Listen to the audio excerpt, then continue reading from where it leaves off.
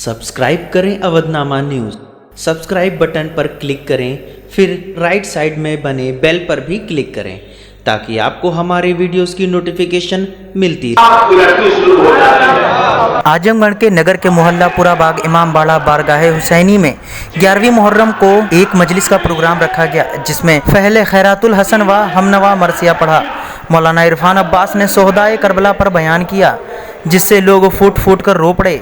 इसी क्रम में अंजुमन अंसार हुसैनी रजिस्टर्ड अंजुमन मासूमिया शाह मोहम्मदपुर, अंजुमन अंसारे हुसैनी खदीम शाह मोहम्मदपुर ने नोहा खानी, सीना जनी व जंजीर मातम किया।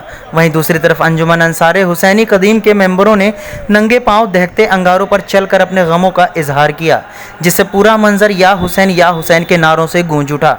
इस मौके पर सीओ सदर मोहम्मद अकमल खान, अध्यक्ष प्रतिनिधि हाजी अब्दुल मजीद अंसारी, थाना अध्यक्ष अखिलेश कुमार मिश्र व चौकी प्रभारी कमल नयन दुबे अपनी पूरी टीम के साथ मौजूद रहे।